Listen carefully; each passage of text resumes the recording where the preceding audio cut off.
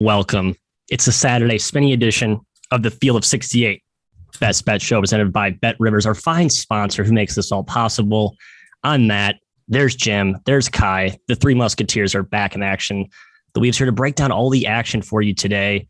Fellas, the college football season, the seas have parted.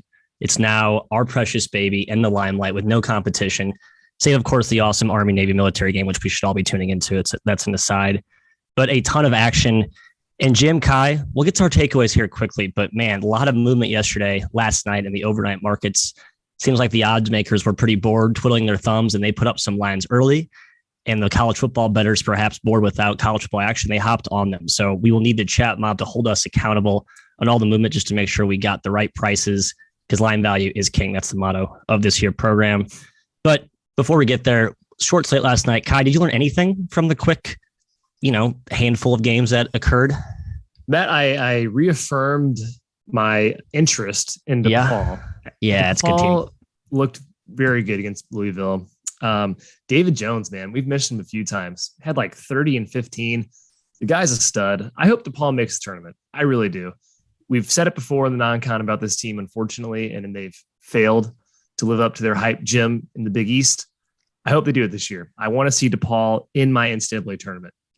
Yeah, it feels a little Groundhog Day-ish for DePaul, the strong start to the year, but it's a new regime. So perhaps Stubblefield can maintain it a little more than Dave Leitao could. Kai, we've also got to do the obligatory point and laugh at Memphis. I just feel bad at this point, Jim. It's just like too easy to pile on. It's too easy to pile on. Penny Hardaway has quotes directly saying, "We want all the smoke." You okay? That's true. That's true. It is. If you're going to ask for it, you got to take it. You can't be embarrassing when you're trying to back it up.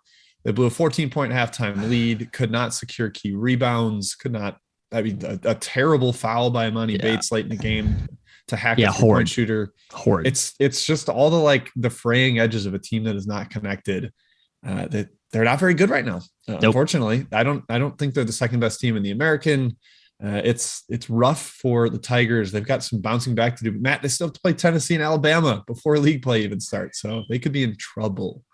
I'm sure they get one of those games, and then there'll be like a little bit of a mini overreaction chorus singing, "Oh, Memphis has figured it out." But no, they tried. My takeaway was also Memphis, so I'm just going to piggyback on what Jim's saying here.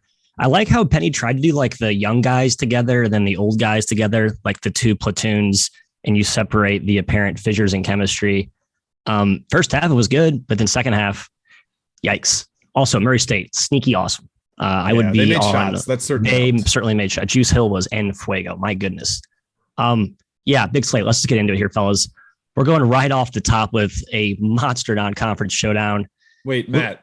Yes. I just seeing right out of the chat, Auburn, Nebraska starts in 13 minutes. Should we Any quick takes? Let's do it real quick here. A lot to unpack. Jim, start us off. It's basically the Nebraska flu versus the Auburn suspension Bruce Pearl thing. What are you looking at? Yeah, Auburn's had flu too, but apparently it's not as bad, not going to affect their availability. Spread felt high. It's neutral site.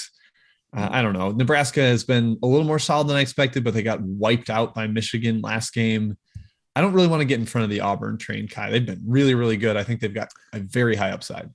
Yeah, I was hoping to bet Auburn here, but the odds makers made it 15, and I really couldn't justify that. Matt Walker Kessler's playing, or at least is available. That's huge for Auburn.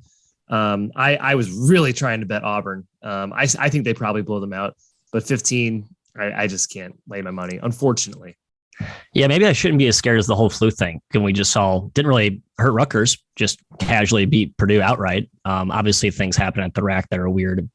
And this game's at GT, so make sure you guys remember.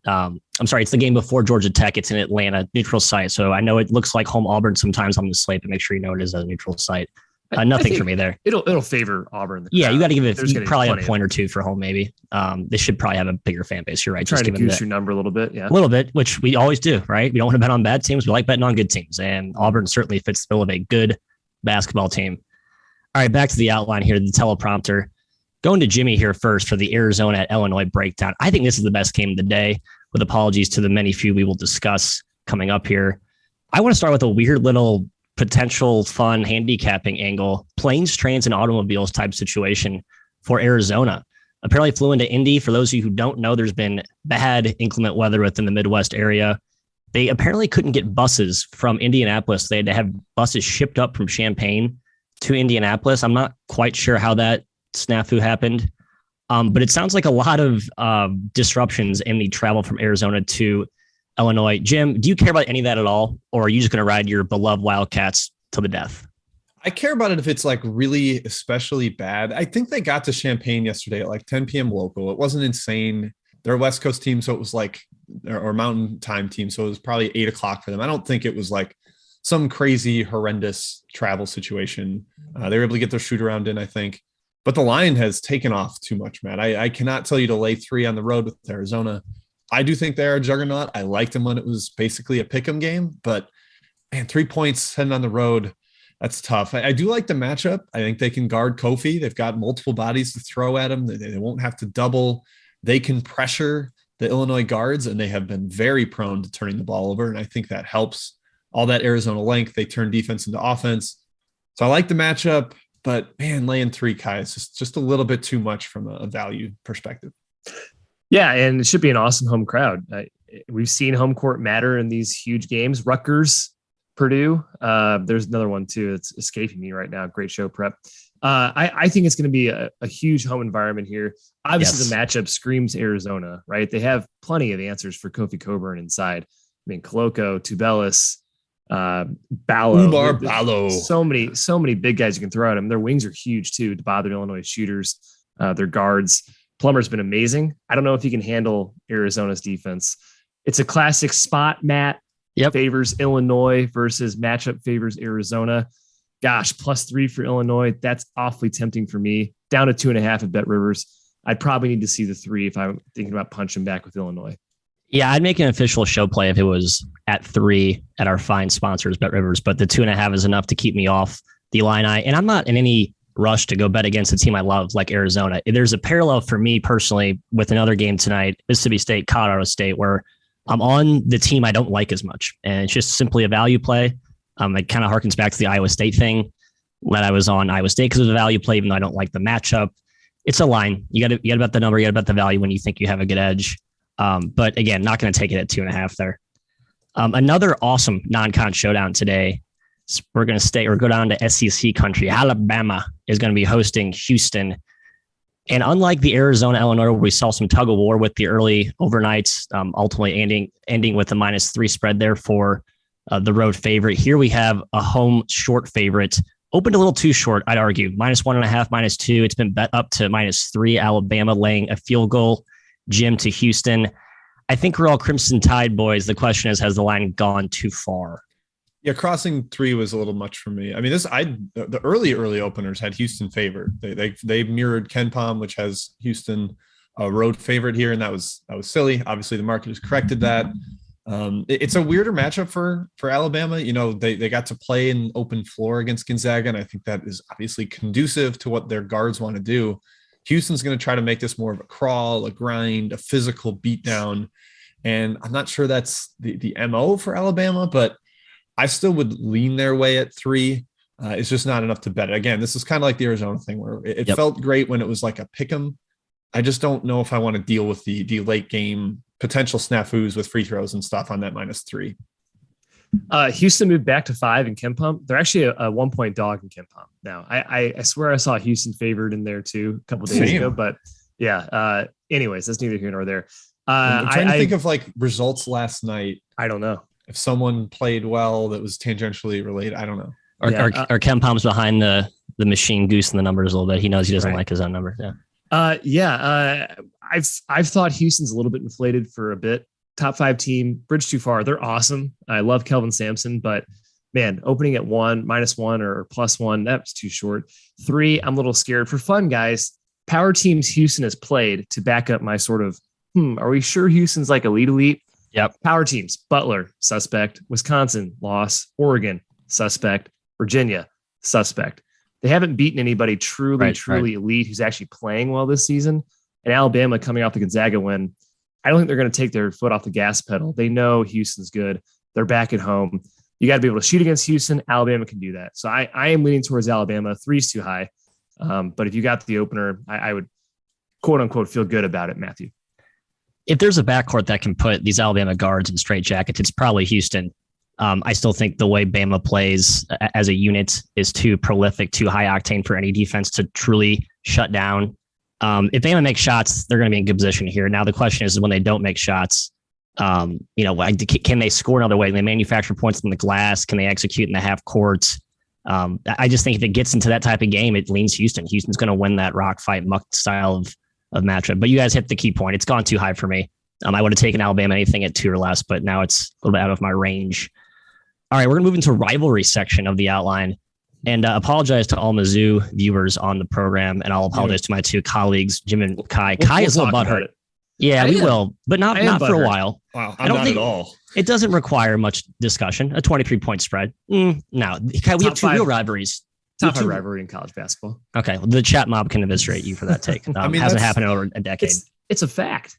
That's like one of the big 5 games being a 25-point spread and saying, well, it's not an important game. And it's not. It's just not an important game. It's just not. Thank you. See, Jim gets it, Kai. Jim gets it. That's okay. We'll talk about it in the mob section. We will. We'll get our takes in. We will. We'll get your takes. I don't think I'll chime in there, but I will chime in on Georgetown, Syracuse. Phenomenal rivalry, Kai. Definitely a cut above the Mizzou KU. Absolutely. There. Yeah, no. It probably is. Yeah, absolutely. It probably is. No. Here's my thing with this. Patrick Ewing getting a lot of shade. Team's not great this year. Job security question marks swirling. Yada yada yada. He's been really good against Syracuse. And by my math, that he's 4-0 his last 4 games since he arrived there. 1 outright win, but has played Cuse very close in every. You mean against the spread? Against the number. Thank you. Has played Cuse close pretty much every year he's been there.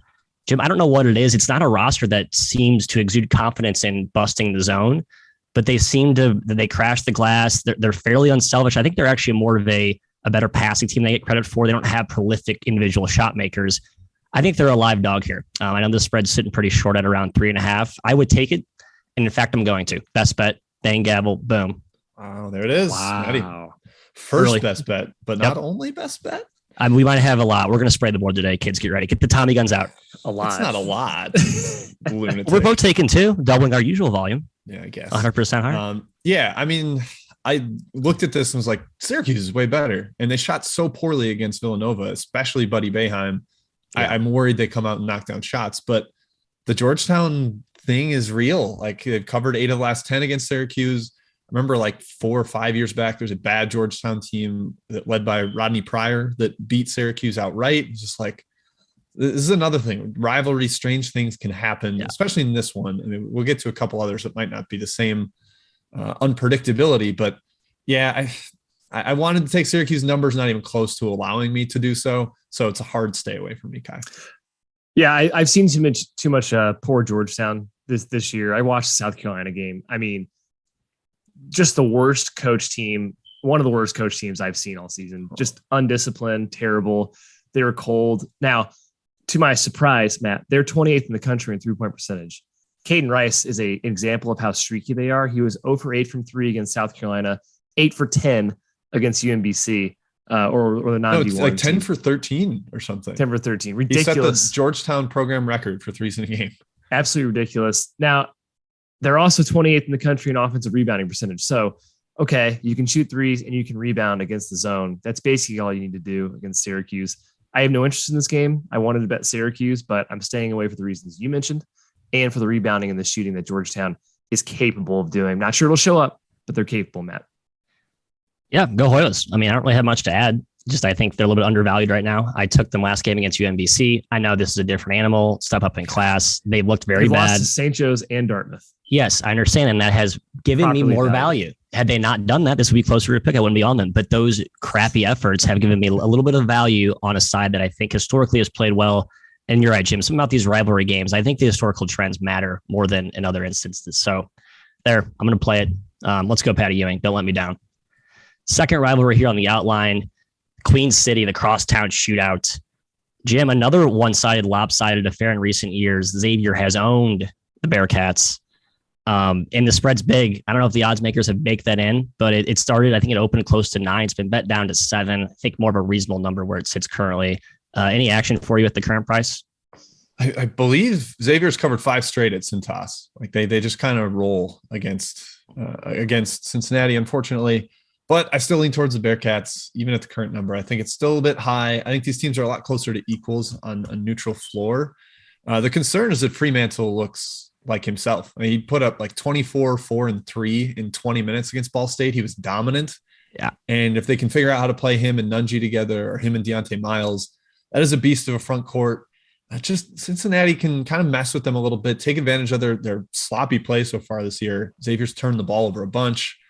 Cincinnati will throw out that kind of 1-2-2 pressure, control the tempo of the game. Just as long as Cincinnati can score, I think they hang around it and cover. But if their offense looks broken early and Jeremiah Davenport's gimpy on his ankle, then there's a little bit of trouble for Cincinnati. So lean towards the Bearcats, Kai, not an official show play though. Yeah, Davenport's status is obviously huge for Cincinnati. Steele talked about him and DeJulius in a presser recently. So he expects Davenport to play. I would assume Davenport plays. I think so too. It sounded like preventative last game, precautionary. Yeah. Xavier's done nothing wrong, man. I mean, they're certainly playing to where they should be playing. We had doubts certainly about Travis Steele coming into the year because he's had kind of a track record of struggling so far during his career, but so far so good for Xavier. I think since he has the defense inside to stop the Fremantle Nunji glass attack, post attack that's been working very well for them this season. Abdul Ado, the former Mississippi State transfer, he's been very good for them. Like an 11% block rate, very high. Hopefully don't get in foul trouble. I like Cincy +7 here. Lean, we'll say, not a show play, Matt. Yep, I agree. It's only lean for me at the current number. We saw Cincy hold up pretty well against Kofi and Illinois size. So I think it's a good precedent to feel confident that, Fremantle and Nunji don't go completely bananas. But I've seen Xavier play twice now the last 2 weeks. They look like the real deal. I fear I may have them undervalued still. We'll have to reassess after the Crosstown shootout. But it's been a house of horrors for the Bearcats. I do think they snap that juju with a new regime, new head coach, some new blood in there, kind of changes the psyche, the culture, whatever you want to have, all that nonsense, intangible stuff. I think it matters, again, in rivalry games. Yeah, that's all. One like Xavier, they had a couple of early performances were not good, like the Niagara barely beating Niagara. Yeah, yep. And then we thought, getting kind of, not boat race, but 10-point loss to Iowa State. We thought that was bad. Turns out Iowa State rocks. So I can't really give them a demerit for that performance. So it seems like Xavier is pretty darn good this year. Yep. We shall see. All right, chat mob questions. I assume there's a flurry. There better be. Mobsters. Bring them in, Jim. Hit them. Let's go. Stephen McGay and Josh Garrett asking UMass at North Texas. Matt, I know you're laughing at Stephen's comment here regarding the coaching mismatch. Yeah. Is that the prevailing theme here? Well, no, this game is in Fort Worth, as we call it, Fort Worth. So it's on a neutral, but it is technically Mr. McCall going away from the comfy confines of Amherst. North Texas has been off for a while. You're getting Grant McCaslin more time to prepare than Matt McCall. You got to lean the mean green. I think it's at 4 currently, or is it 5? Yep, too high. Can't take it. The Sharps were sharp today. They're smart. I would kind of lean towards the under 2. I think that there's some shooting regression coming on both sides of the ball for UMass, and North Texas will sap the tempo of this game down to nothing. All right, Kai. Larry Gibson. Curious about Santa Clara at Cal, kind of a local. I'm not going to call it a rivalry, but it's a local matchup. Anything for you there? Vrankic still out with mono. They're hoping for him back next week. I'm leaning towards Santa Clara +2.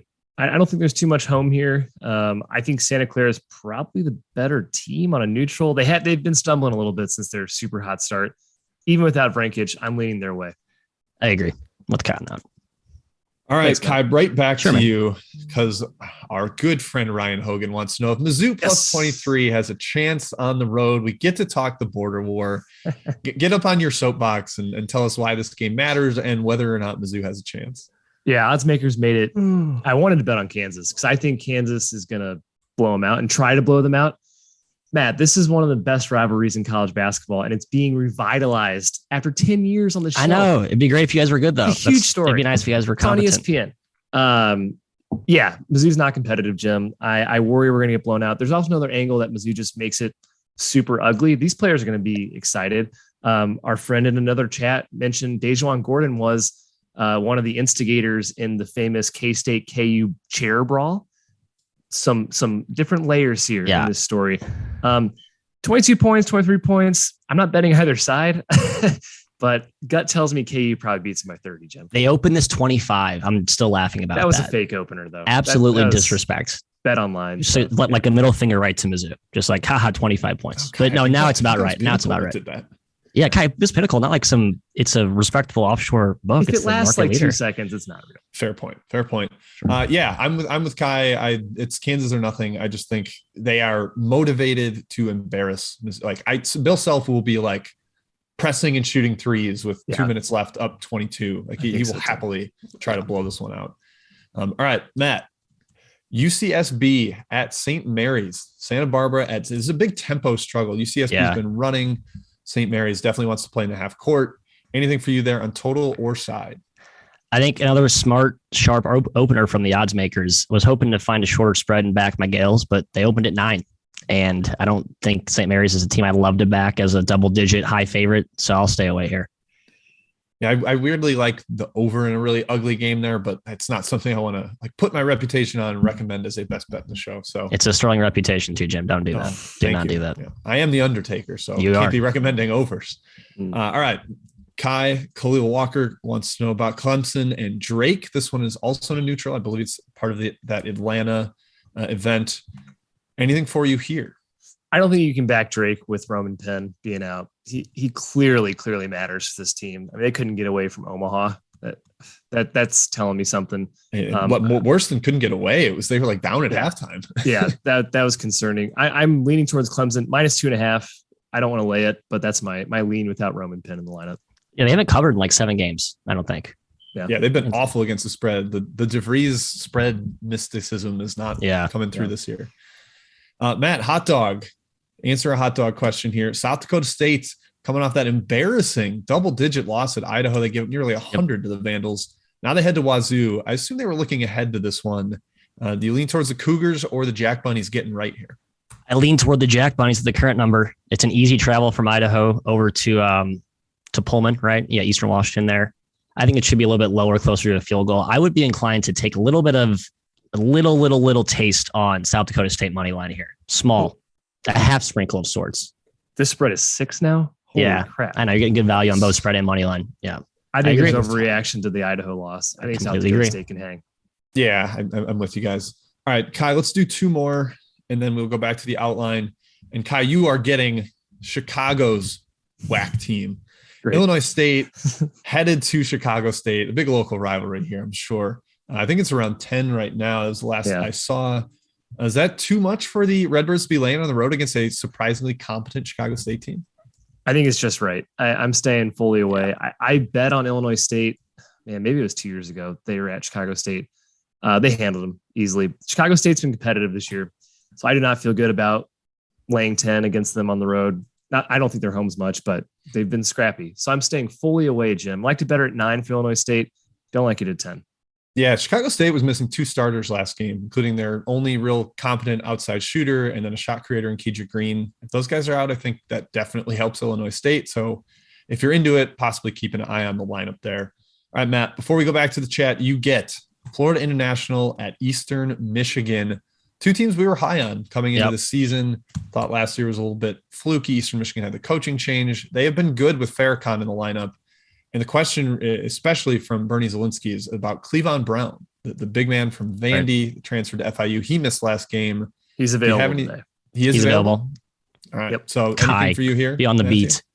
Nothing. I'm sorry. I'm with you though. With knowing the lineup, EMU's a solid team. I thought they should have probably won by a little more against Niagara. There's a little bit of a late game surge from the Eagles to make that closer than it was. I think EMU is pretty legit, but I like FIU as well. I'm just annoyed when 2 teams I like play each other. Doesn't provide me any opportunity to make money on it. So I'll just sit here and pout. Yep. All right. Pete, Andrew, Kevin, Chris, Billy, others, we will get to you coming after the rest of the outline. Thank you, Jim. Strong first round there. Let's go Kentucky at Notre Dame. Back to some non-conference true road home action here. Heading up to South Bend. Kai, it's a short spread. That's all I'll say about my initial reactions to this one. I know we're a little higher than Kentucky than the market. We've certainly seen Notre Dame put in some stinkers. They've had episodes of looking competitive. Our boy Byron Wesley had a struggle bus of a game last time out, even though he had an awesome coming out party against Illinois. Man, without him playing well, this Notre Dame team really lacks some dynamism in the backcourt. I can't trust them, even as a short home dog here. I lean Kentucky. Yeah, Kentucky hasn't played a top 100 team since Duke on opening night. Southern gave him a pretty good game last game. Sean Woods came to town. Ohio kind of gave him a little scare before Kentucky pulled away. But Matt, Notre Dame's just been so bad. They've lost 3 straight non-covers against the spread, I'll say. It's their first home game since November 16th. But we've been to that home court, fellas. I don't think it's that much of an advantage personally. I just don't think Notre Dame's size, the skinniness of their front court, Atkinson and Leshevsky, hanging up with UK's athletes. There's too much athleticism on Kentucky. I think there's too much to handle. -4.5 right now. Getting to the point where I'd probably stay away, but I'm leaning towards Kentucky. Yeah, that front court edge is massive. Like Paul Atkinson has looked a little bit outclassed, Matt, against some of the bigger teams they've played, unfortunately. Even Texas A&M got him kind of out of sorts. And then you looked at the Illinois game and it was hard to keep him on the floor. They were just best off going 5 out with Leshevsky. The shooting regression has to come at some point for Notre Dame, though. They're shooting like 27% from deep. 29% from deep. Opponents are shooting 44%. That's going to happen. Like at some point, that's going to correct, and both numbers will come a little bit closer to the mean. I don't know if it's going to happen against Kentucky, but it does seem like it's Matt. This is kind of your hype home spot. You should love the Irish here. I know, but I have to trust the team that's playing on the floor. Unfortunately, it could be the best atmosphere in the world, but if it's us 3 and Goodman and Dowser, I don't know if we have a chance. I did the point about the shooting regression. I think that will come to fruition. They are getting high quality shots now that Wesley is a complimentary, if not semi-alpha playmaker alongside Hub. That was the issue early on. They weren't really getting great shots. I think they'll hit them, but in today's spot, no. So I'm putting Notre Dame on like the back burner for look to maybe back next couple of weeks, but not here against the Cats. Yeah, I hope they get blown out today so the value continues to tank, and then we can step in sooner rather than later. Right. All right. Yeah, that's it. Another non-con showdown here. Marquette hosting UCLA. This is Shaka as a dog. We have been beating the drum in terms of how valuable that spot is. His teams play hard. It's a trip to the dentist to play a Shaka Smart coach team, especially with the home juice crowd behind them. They're in Milwaukee, Kai. Another game, though, with a little bit of travel debauchery. This game's been pushed back due to weather within the Midwest region. Also, why are we not getting that weather here in Chicago? Very confused. This was an airplane malfunction. It's been raining. UCLA.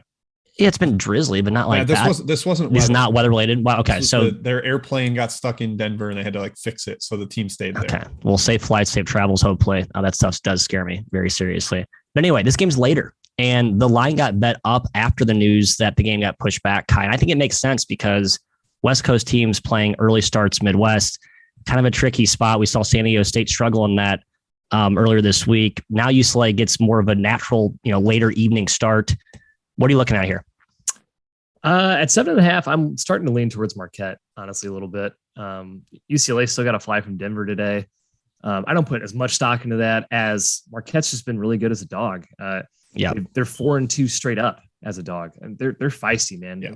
And they're at home, and I was at that home game against Illinois when they won outright. That Pfizer Forum is a great place to play. If you want some X's and O's, Marquette, we've talked about a couple times, second fastest offensive tempo. UCLA is just 264th in disallowing transition opportunities per hoop math. I think Marquette can run up and down on them a little bit. Don't want to get in a track meet, Jim, with UCLA. They're way more talented. But I'm starting to lean towards Marquette, sort of a talent versus grit type of thing. And I'm kind of buying the scrappiness in Shaka Smart.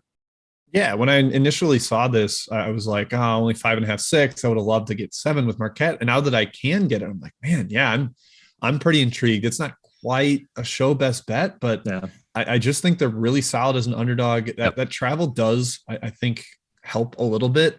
They do get the extra with the late start. UCLA gets more time to get acclimated and stuff, but it's just like weird when you're not expecting to stay in a city and you have to like spend a night in Denver and figure out all your travel plans from there. I'm leaning towards Marquette. I don't have the number on me right now, but Shaka's been so much better as a dog. It's not just this Marquette team.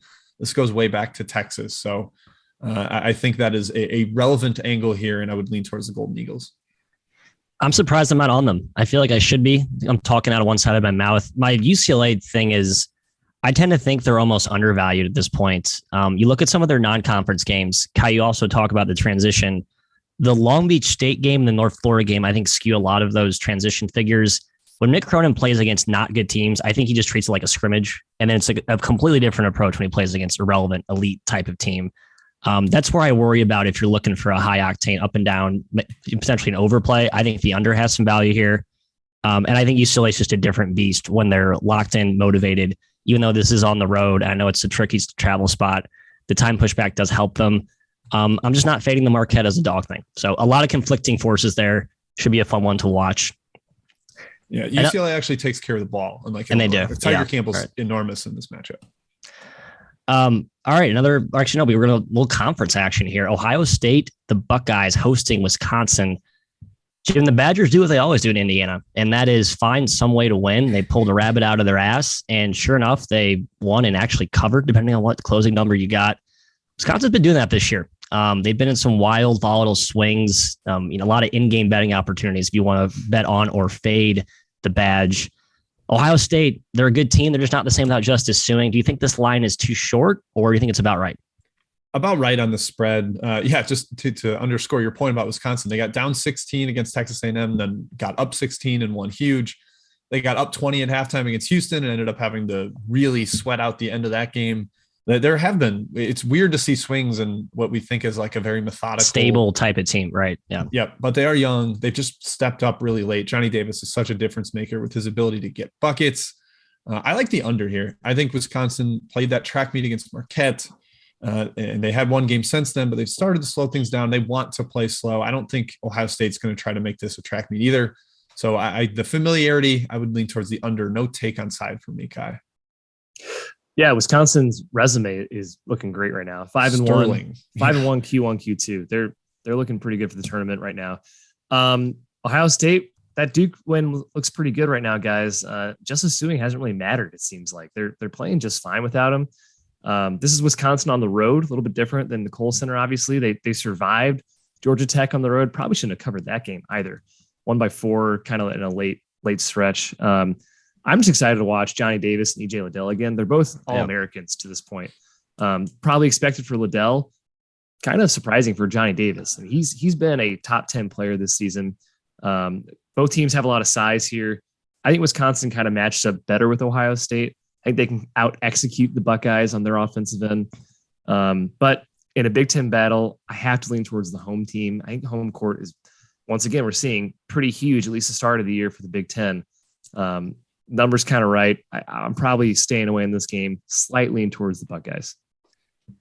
Just macro, big picture. I'm buying into Wisconsin. Jim mentioned Johnny Davis is a star, and with the way Davison's playing, they have two legit shot makers at the end of shot clock, which is such a boon for offense that sometimes Wall's been great too. Clock too. Yeah. And so I think we have to take Wisconsin seriously again if you haven't already. But EJ Liddell's a mismatch problem for this Wisconsin front line. It's been better than we thought. I think there's more athletes, more agility in that group than we thought. But I think Liddell's going to have a pretty monster game here. But the value feels right. I think Kai said it best. So nothing for me. Sorry to be a boring fence rider on this one. Let's hit our last game on the outline here before we'll go through a flurry of chat mob questions. Neutral site tilt. Excuse me here. Shite. Tough Freudian slip there, Matthew. The Boomer Sooners just lost to Butler. Kind of a disgusting effort there. For some reason, the odd makers felt like they need to open OU favored against Arkansas. I mean, we hate Arkansas. So the fact that the odds makers took it like another step beyond that was a little bit shocking. But the early money, as we've seen so far, straightened it out, Jim. So I was not excited to bet Arkansas, but it looks like at the current number, I may not have to. Yeah, that's kind of the way I felt. I was like, oh, I have to take Arkansas at this number they're throwing at me. Then it got bet a little bit, and I'm like, okay, good. I can sit out. My gut feels like it's maybe a bounce back Oklahoma performance. Moser gets the guys right, gets their attention after that collapse against Butler. Meanwhile, Arkansas, I think, has quietly not been as good as their numbers show. Like they've had a bunch of late flurries to cover games to get to analytical expectations. So it doesn't look like they've been as not great as they have been, like the Northern Iowa game, the Charlotte game. It's just, some of the games have not been as well played out as they have looked. But Arkansas is very athletic. They're switchable. They have that identity. Audish Tony's been really good. JD Note's been a star. Yeah, Note's been awesome. They're undefeated. This is kind of like the first legitimate. They got K-State and Cincinnati in that tournament in Kansas City. They didn't get the Illinois meeting that we all kind of anticipated. So this is a big one for Arkansas. I know our guy Goodman's been stirring the pot with Arkansas fans by not ranking them. This is the legitimacy test for them. If they go and take care of business in Tulsa, then they are probably legitimate. But Kai, I'm hesitant. I'm glad the numbers forcing me to take the Razorbacks anymore. I have a theory that whoever made the first line and was copied by everyone else thought this game was at Oklahoma. And that's why you saw the 2 or 3 point spread. Now it's -1 right now. My gut does say Oklahoma wins this game. My number leans with Arkansas. On a neutral, I think Arkansas should be favored. It is in Tulsa. There's a slight advantage towards Oklahoma, probably in terms of fans being there. It's not like Arkansas is too far away, but I'm sure it's more so Sooner fans coming off the Butler loss. I agree with Jim. It does feel like an Oklahoma bounce back. They have plenty of answers on their defense. They're tough. They're long. They can rebound. Tanner Groves is probably a tough matchup for Arkansas, which is, he's a tough match for everybody. He's truly good despite his looks. But I do lean towards Oklahoma on my gut, Matt. Again, number skews Arkansas. Yeah, Codia in the chat reminding us of Arkansas's spurt ability. So we just talked about a great live betting team with Wisconsin. Oddly, Arkansas has been a known live betting commodity for years now, and that's no change this year. Maybe they get down, sluggish start at the semi-away venue, so to speak, and they come back. All right, chat mob, Jim, run through them. Whole lot of them. Yeah, we're going quick hitters, guys. Matt, you get Pete's question. Eastern Washington at North Dakota. It's a great question. I got nothing here. Eastern Washington made a late rally at Colorado. Now they have to go to North Dakota, who is without Caleb Nero. OU Washington is down. Elise, what's his name? One of their key players. I think. I don't know how to pronounce it, but both teams down key starters. Tough spot for Eastern Washington. But Nodak, how bad can they be, Kai? Bad. Caleb Nero's out, so he's very important for them. I lean Nodak, I guess, but it's like a close your eyes bet. That's what I'm staying away. I'm tired of betting Nodak, to be honest. Yeah, I don't have the appetite for Nodak. All right, Kai, New Mexico State at Loyola Marymount. Do the Marymounters build on that win at Tulsa? I don't know, Jim. This is a very big tosser for me. I think this is like a weird thing that doesn't have any impact on the game, but New Mexico State's Twitter handle a couple of days ago tweeted about the last time they played Loyola Marymount.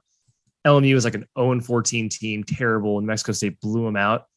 I feel like you're just kind of poking fate there. You're poking the bear a little bit.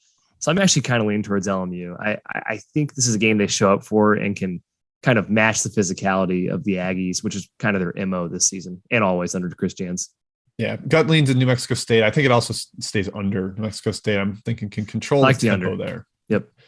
All right, Matthew, Hartford is headed across the country. They're coming to my town, UNLV, who has some injury issues themselves. We don't know if Mike Nuga is playing after he got banged up last game. Hartford probably without DeJuan Clayton, the point guard again. Anything for you here? Yeah, I like your running Rebs. So I would like you to go in person and attend this game and provide me an extra half point of home value. I don't like taking them as a large favorite. They've not voted well really against the spread in the last few weeks ever since the MTE. But Hartford, man, I just think they're a different team without Clayton, and a cross-country travel for a non-con bye game. They could easily wave the white flag early second half. So I like the running Rebs. Yeah, I'm with you. Under was the question asked, but I usually lean towards UNLV unders. I think their defense is better than their offense. So it got to my head. Kai, Georgia Southern at Mercer. Got some injury questions in this one too. An in-state rivalry here. Anything for you? If Natali Alvarez is healthy, I like Mercer. If he's on the shelf, I'm staying away, especially at -4.5 at the current line. I liked the opener for Mercer. I don't think we've seen them be to their potential quite yet. I think this is going to be a good team. I don't know why they've struggled early on. Maybe it's partially banged up. Without Alvarez, I think you need to stay away on this one. They've been better lately, but I agree. I think we're going to see their best ball soon. Yeah. And on Mercer. Need him healthy. All right. I'll go to you, Matt. This one's tipping in 6 minutes. Space Ace and Harry R want to know about BYU and Creighton. This is coming from the Pentagon in Sioux Falls. Anything for you here? Young team taking on a team with no bigs. BYU, very impressive effort last game. They got Gideon George back. We mentioned how they're down there 2 key starters, but Mark Pope's an awesome coach. He's going to adjust. He already has. I do think the opener was a little bit too high. I think Creighton's starting to kind of find themselves. So the Creighton, it's all about they're young. Are their freshmen, how fast are they improving and how ready are they at any given point? You're going to get some volatility game to game. I don't know if this is the right spot to back them, though. I think you're looking to back Creighton at home with such a young team this year. Yeah, they dominate the paint weirdly with Kalkbrenner and some of their size, and that's tough against BYU with their lack of bigs. But all right, Kai, Philly 5 battle, Penn at LaSalle, both Cam Wisnowski and Billy Pilgrim asking about this one. I kind of remain stubborn on the Quakers, but maybe I shouldn't be. What do you think? I like him too. +2. I don't think LaSalle's been very good this year. Penn has been frustrating to bet on. They've certainly covered a few games for us, but it's just so hit or miss with them. And there's certainly still injuries. I lean towards Penn still, but it's not confident whatsoever. Yeah, Sharif. Penn wins that St. Joe's game if Jordan Hall doesn't have easily the best shooting night of his life. Yeah, right. 8 of 10 from 3 is whatever. I agree. I like Penn too. Eric Braun asking Utah Valley at Wyoming. Utah Valley's been a wagon getting points. I think this is where it ends. I'll take this one, guys. I think Utah Valley coming off the emotional but heartbreaking late loss at in-state rival Southern Utah. Now they go up to Laramie. Wyoming is angry after getting just bare bottom spanked by Arizona. I think EK and IMAC are kind of a wash in the paint. Yep. And then the coaching mismatch and the spot edge is to Wyoming. So I lean towards Wyoming there, although it's gotten bet up a little bit. So be careful. Kai, Larry Gibson. Actually, you know what? I'm going to Matt here because I know Matt has a lean. Colorado State and Mississippi State on a neutral. What are you thinking? Yeah, I mentioned this. We talked about, I think it was the Arizona Illinois game earlier. It's just my number tells me to back Mississippi State, so I did small, but I don't like it. I think Colorado State's the better coach team. We just really haven't seen that next level gear yet from the Rams. Maybe this is the platform where we see them really elevate to that top 25 caliber team that we thought we'd see preseason.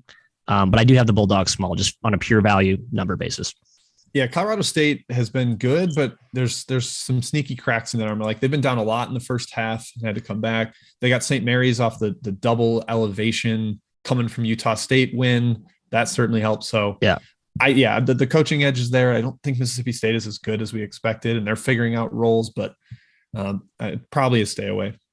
All right, Kai, another neutral site game. UConn and St. Bonaventure. We know that Kyle Lofton is officially out. Sonogo is officially out. And I think Tyrese Martin is likely out. So where do you settle after all that is out of there? I'm kind of leaning Bonnie's. And I have not seen anybody else have that opinion in the chat, on Twitter. Everyone seems like UConn in this game with Kyle Lofton out. Sonogo matters quite a bit. And I know Lofton matters as well, for sure. But on a neutral site, 2 possessions, spread might keep going up with the Lofton news. I'm leaning towards the Bonnies. Yep, agree. Jaron Holmes has been the stand-in point guard. He's actually played really well without Lofton. I know Lofton is awesome, but Holmes has done a pretty good job, and they've won big games against Buffalo. And, I guess I'm not going to count the Loyola Maryland game. That was a who cares effort. But, yeah, I think big game, they're hyped. They win. Yeah, I'm against these guys. I lean towards UConn. I think the drop-off is not Lofton to Holmes. The drop-off is then whoever's taking Holmes' spot. So that's kind of where the way I look at it. He won't come out. Oh, you mean he plays instead of him? The Linton Brown, cool about the bench is non-existent for the Bonnies. It's really short. Yeah. Kai, back to you. St. Louis, your Bills hosting Boston College. What do you got here? Spread's too high now. I like St. Louis in the opener. Slew, Jim. Boston College is scrappy. Earl Grant has certainly brought his MO, his toughness, his slow tempo to Boston College. Game could play to a low number. Scary, especially on SLU. -8. I don't think SLU's covered too many games -8. That's just anecdotal. I don't have the stats behind it. I would definitely stay away at this price. Liked it more at the opener, 6-7-ish for SLU. Stay away. BC back without Brevin Galloway. He had a knee procedure and is out until January. So that's important. He's their best shooter. Matt, you have just an undying love for your Western Kentucky Hilltoppers. Do they get it done against Ole Miss today? Ole Miss coming off that big home win against Memphis. Jim, you keep asking me on these value versus matchup conundrums. I think there's value on WKU. I know they got blown out by Buffalo. That game played a lot closer, in my opinion, than the final score indicated. Even potentially down Josh Anderson with Hamilton back last game. A lot points to my tops, but I'm not going against Kermit Davis and what's a pretty big coaching mismatch and all the defenses he can throw and thwart the drive, athletic / heavy tops. Yep. Stay away. Sorry. All right, Oral Roberts, Missouri State is coming in best bets, so we'll get to that in a second. Kai, Ohio, heading on the road to Stetson. London McDay has been away from the team. Dwight Wilson's still not healthy. Ohio's recent efforts have not been as strong as we had suspected. Is Stetson going to be scrappy here hosting them down in Florida? They might, but I still lean towards Ohio. I like Stetson, really? Okay. Matt, what about Temple at St. Joe's? The other Big Five game here. Temple's been competent without Caleb Battle. St. Joe's, we mentioned, coming off that big-time shooting performance against Penn. Anything for you here? Yeah, I like Temple. Maybe I'm too low on St. Joe's. I'm worrying that I've discounted their talent because they do have some athletes and some cheaters there. Billy Lang has acquired some horses. I just think Temple's a better team, and they're playing arguably better without Battle, as you mentioned, Jim. More of like a clear 1-2 punch there in the backcourt with Dunn and Williams. Maybe that actually helps them. Yep. And Leg Show said he thinks Utah dismantles Manhattan. I kind of agree. I agree. It's a little bit like the Hartford going to Vegas. Yes. Like, why is this Manhattan team coming off conference games going to elevation to play Utah, who actually is healthier now? Anthony played last game. Carlson's been playing. Madsen's been playing. So, yep, with you on Utah. All right, last one before we go to best bets, Matt. Southern Illinois and Tulsa. Josh Garrett just threw this one in there. Anything for you here? The line started off a little short. The Salukis have been pretty good. They're using like a 3-4 lineup to mitigate the absence of two starting guards. They actually could return today. You got to monitor that if you're looking to back the Salukis or fade them, I guess, either way. But nothing at the current number. I think the sharp money correct this out and push it up closer to a 4. Yeah, the total is justifiably tiny. Oh, it got back down to 3. Okay. Yeah. At 2, I would endorse Tulsa, but again, not in any rush to go endorse Frank Haith on this program. It's going to be a slow grinder of a game. All right, let's go to best bets. And Matt, I believe you were leading us off. Recap the one you already gave and let us know what else you got. I took the Fighting Patrick Ewings at plus 3.5. Come on, town, deliver for me. My newest edition, we're going to double up today with such a massive volume, big slate. I'm going late. I believe it's actually the last game on the in the betting rotation. Shake and bake, Cal State Bakersfield. I'm against the early money here. It opened at 13. Now it's down to 12 at most places, 11.5 at a lot of books. I think Shake and Bake is categorically more athletic. They're deep, and they're going to catch Idaho in a tough scheduling spot, who has been playing, in my opinion, way out of their minds. Mikey Dixon just went Michael Jordan last game to stun South Dakota State. I think they hit a wall of reality today. I think Shake and Bake rolls them. So a little West Coast for my secondary pick today, Jimmy. Yeah, Idaho's played put out 2 massive efforts in a row. Nearly beat Southern Utah, beat South Dakota State, made a ton of threes in that South Dakota State game. I'm with you. All right, Kai. We're going VCU -5, guys. Ace Baldwin is back. That means scoring is back in VCU. They scored almost 1 point per possession in their last game. That is a huge improvement. It's their best of the year. Yeah, way to go, Rams. They have a really, really high turnover rate, and it's misleading, right? Because they've been playing without their point guard. They've been playing without Baldwin. I'm not worried about ODU forcing turnovers, but ODU, on the other hand, is going to cough up the ball a lot. Turnovers all day long. VCU's got the 3rd best defense in the country. That's going to be still the case with Baldwin. He had 6 steals last game in like 20 minutes. Guy's awesome. One concern. It's a huge rivalry. I feel like these games tend to play closer. You definitely need to have that in the back of your mind. Obviously, they're both in Richmond. But I like VCU in this one, -5. They're about to take off like a rocket ship. Yeah, I hope Hassan Ward should be back, I think. Even if he's not, I still like VCU. Okay. And then I am wrapping it up with 2 bets as well here, guys. I mentioned Oral Roberts at Missouri State was coming. I'm on the dog there. Let me get the updated line. +8. Oral Roberts +8. I'm in on that. I'm taking Max Aceman and the boys on the road. DeMarcus Sharp, the starting point guard from Missouri State, might still be out. They've been a little bit discombobulated without him, and I think Oral Roberts can score, so that certainly helps them stay around. Then the other one, going to the extra board, North Florida -3. They've been pretty bad this year, but they have played one of the toughest schedules in the entire country. It's basically been a SWAC schedule, just living on the road, playing ranked teams over and over again. They're finally back home, playing a D1 home game. I like the Ospreys getting right, knocking down some shots, starting to figure out their own zone defense. So North Florida -3. Yeah, Jim, I like that spot. Anecdotally, a team that's been on the road for forever, finally back home, get settled in. You probably get a more true to form performance there from the Birds of Trey. First time playing, I think, a team outside the top 200, something like that, something crazy like that this year. Yeah, they will feel like mortals on the other side. I like all your bets. Kind of like your bets as well. So nice choices, even though you only chose one. I would be hoping you'd join us in the double trouble 2 for special, but I guess not. Old Dominion is in Norfolk. Excuse me. Norfolk. You're okay. Hey, it's fine. Thanks for calling me out. Geography is not our strong suit. We just know 93 miles away from Richmond. Very close. They don't like each other. There's no don't like each other. Though. You throw the record books out the damn window. That's right. Folks, that's all we have for today's program. Thank you for joining us. And remember to subscribe, hit the button, smash. And then we also want to say thank you again to our fine sponsors at BetRivers who make this all possible. We're coming back to you tomorrow, same time, 10:15 a.m. Central. I believe we're off Monday. But hey, we'll hit it tomorrow. Some pretty strong slate. And we'll continue to compete with the NFL airwaves. But big slate today. Good luck on all your bets. Thanks for stopping by.